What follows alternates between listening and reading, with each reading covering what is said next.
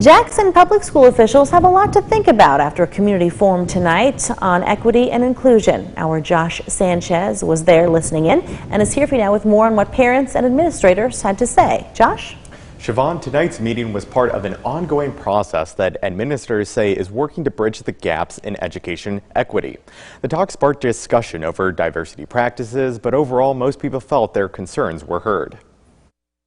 I thought that it was a great direction to go to, and I think lots of voices were heard, and lots of ideas thrown around, so I think it was a positive.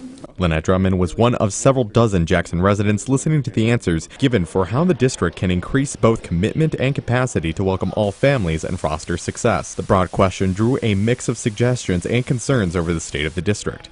Recommendations from parents and other Jackson community members focused on addressing class sizes and incorporating more trade courses. Marilyn Acton Dowell says more classic literature should be in classes. Even just teach morals through literature, because sometimes we don't teach a lot of literature anymore. I'm 65, so we had like the great classics, and it taught you friendship, honesty, courage, like a lot of things like that. Our cameras were not allowed in the public meeting before it started, with officials citing privacy concerns.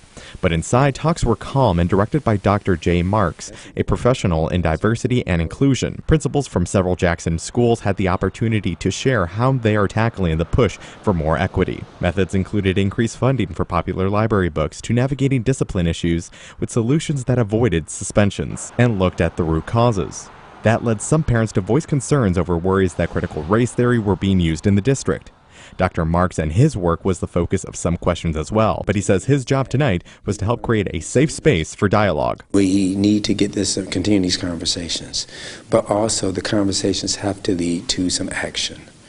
Superintendent Jeff Beal declined an interview afterwards, but says the forum was an eye-opening experience for him and his staff, with lots of questions and recommendations for administrators. Siobhan, back to you.